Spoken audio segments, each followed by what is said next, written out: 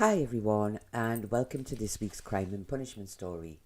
This week I am covering the case of John Morris and the murder of James Halfpenny, which took place in the Gateshead area in 1853.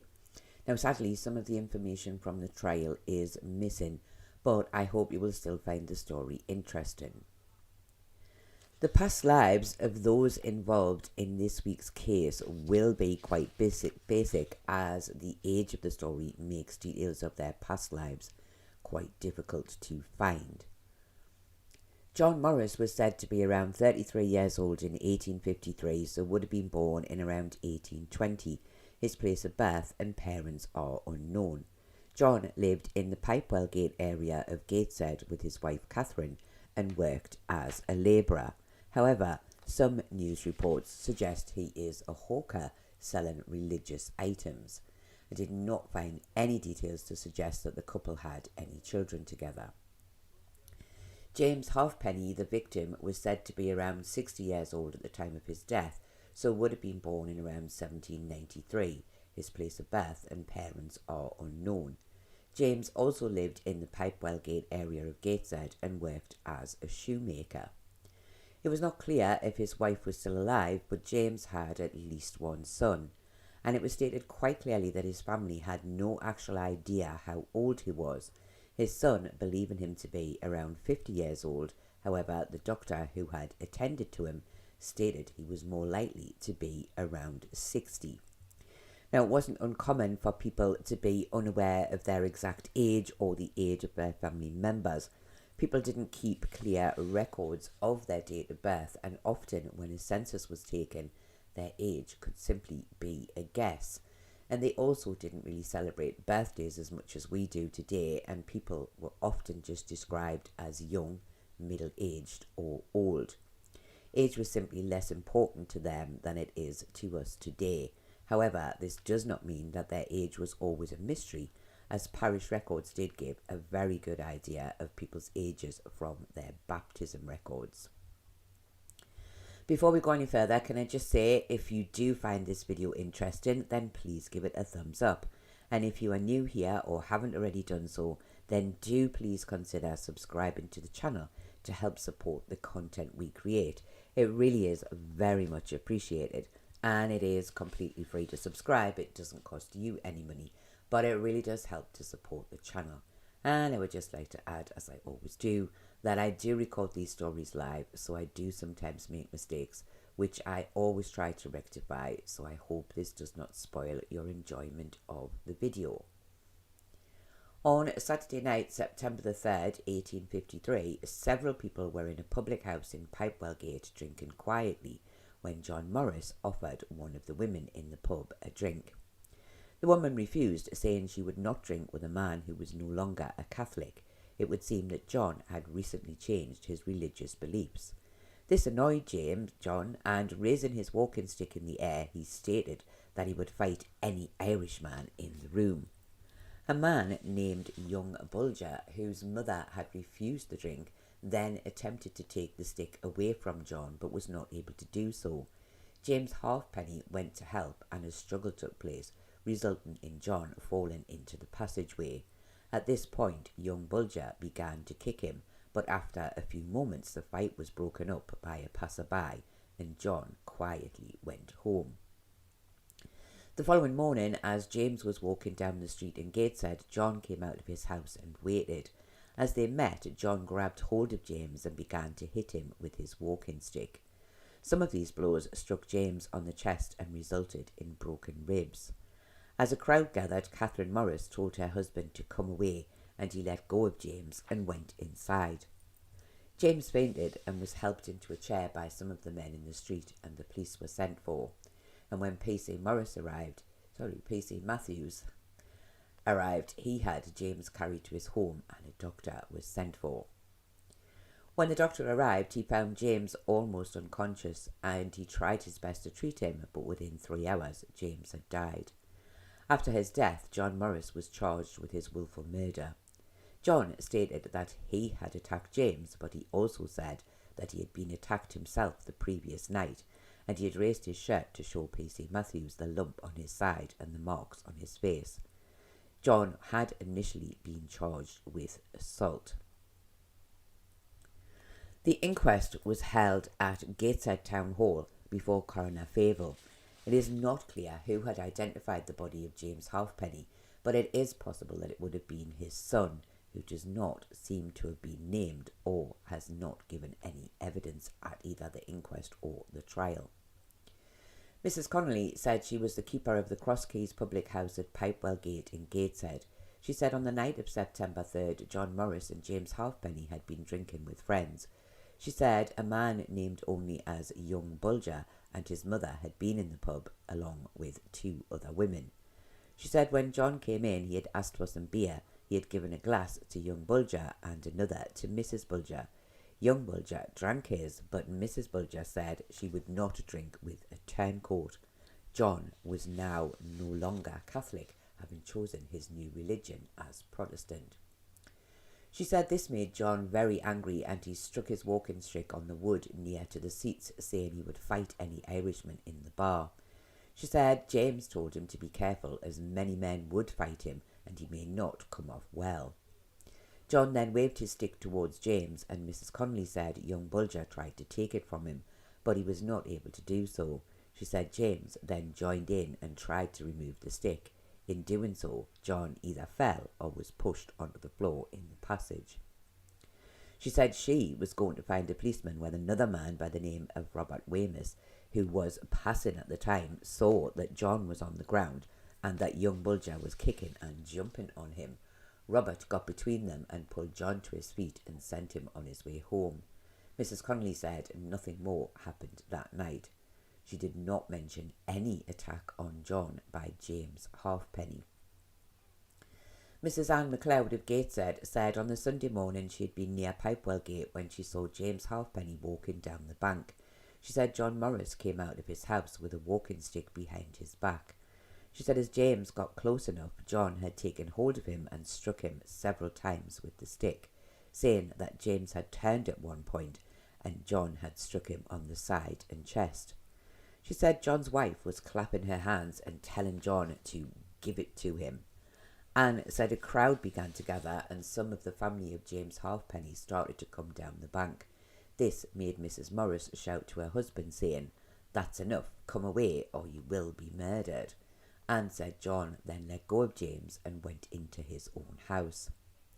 Anne said after John let go of James, he had fainted and fallen to the ground. Some other men had picked him up and placed him into a chair. Jane Brown of Gateshead said she also saw the attack take place.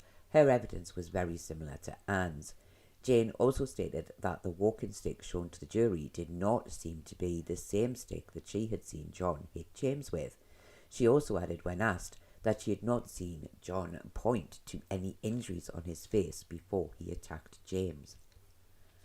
Patrick Kearney of Gateshead said he had also seen the attack take place.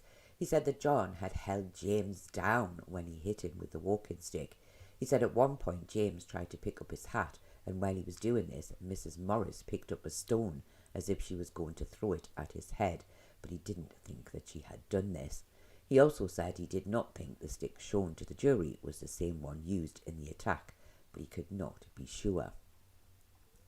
John McCluskey of Gateshead said he also saw the attack take place. He too said he thought the walking stick John used was a different one.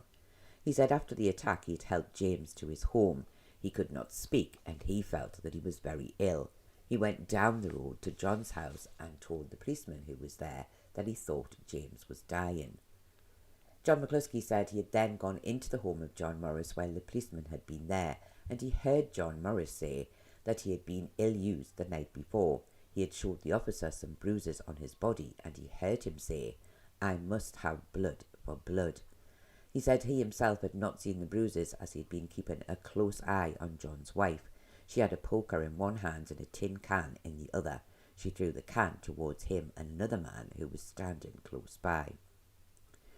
Robert Weymouth of Gateshead said on the Saturday night he had been near the Cross Keys public house when he heard cries of murder coming from the passage. He said he went to see what was wrong and saw a man named Young Bulger kicking John Morris. At one point he seemed to jump on him.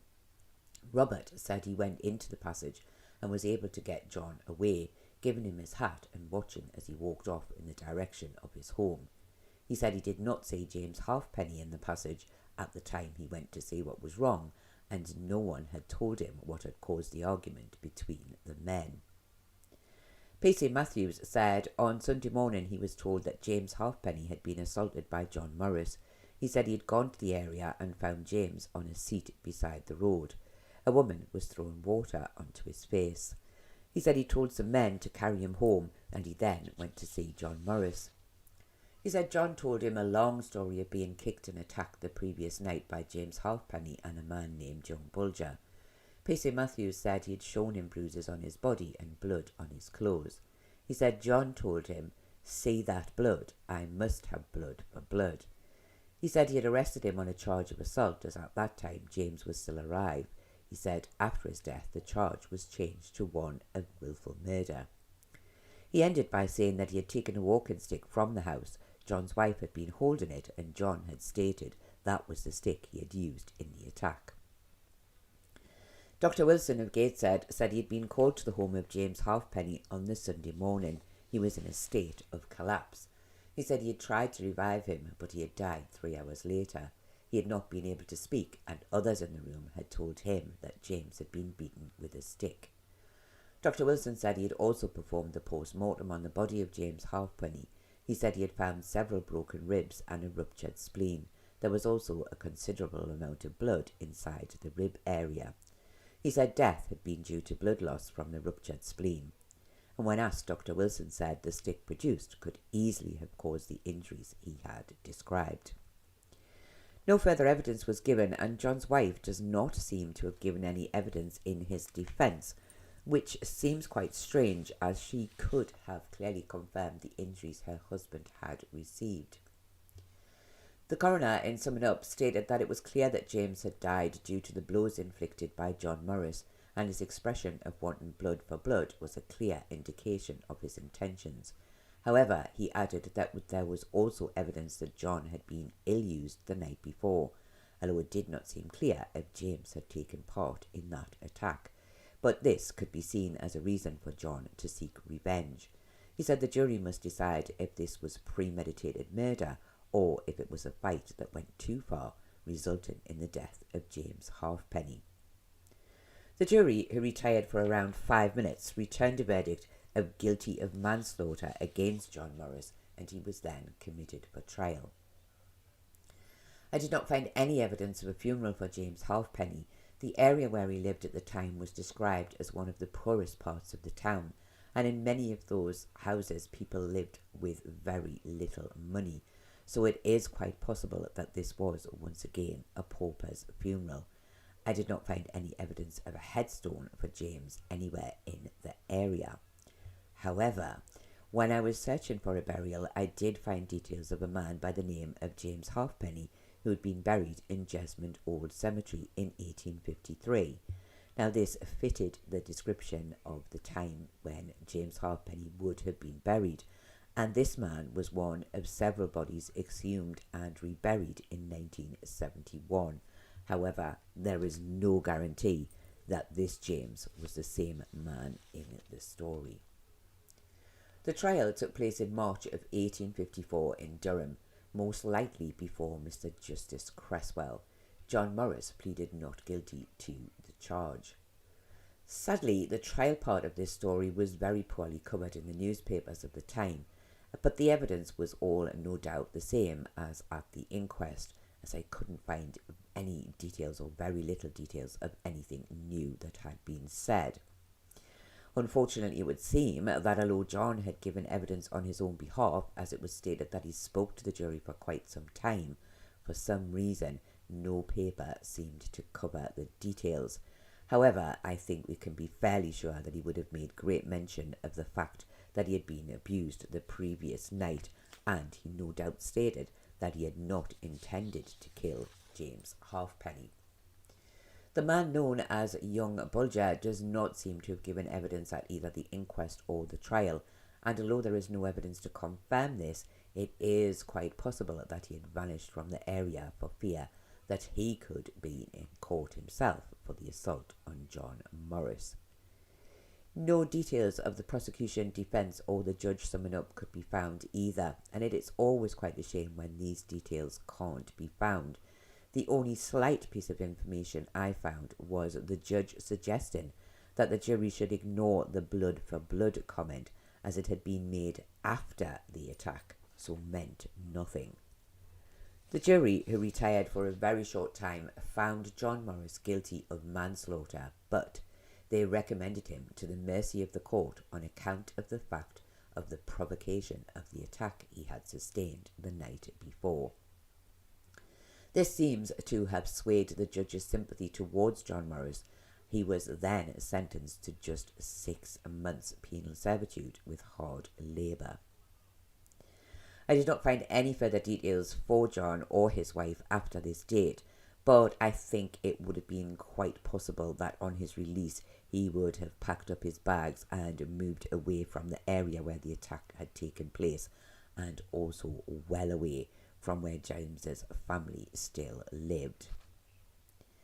This, I feel, was a very simple case. An argument had got out of hand in the public house on the Saturday night, and this led to young Bulger attacking John Morris. Now, John had stated that James had attacked him too. However, there is no evidence of this, as no one else seems to have seen James attack John, other than him trying to help young Bulger to get the walking stick from John's hand. But I think it is quite possible that he was involved to some extent, but perhaps not as much as the missing man, young Bulger. Sadly, as John was quite badly hurt, he decided to seek his revenge. He perhaps chose James as he already knew him and was convinced he had been part of the attack. However, I have to admit to feeling that John did not intend to kill him. I think he wanted to beat him in a similar way to the attack he had sustained, but by using the walking stick, he caused a lot more damage than he intended to. Were the jury correct to find John guilty of manslaughter? Well, yes, to be fair, I think they were. Although I still feel he did not intend to cause so much damage. He did attack James, he admitted to it, and this attack caused his death, so the jury were correct to find him guilty.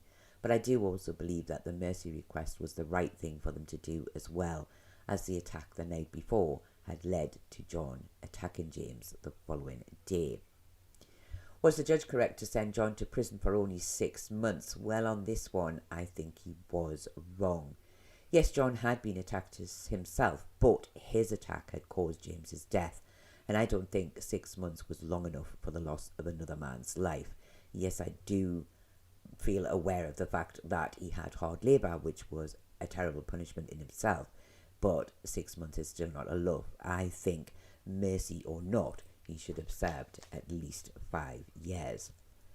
But what do you think? Do you think James did take part in the attack on John, but was perhaps not seen by anyone else as he had gone back inside the pub before the witnesses arrived? Or do you think the only person to attack John was the missing young Bulger, and in the confusion, John believed that both men had attacked him?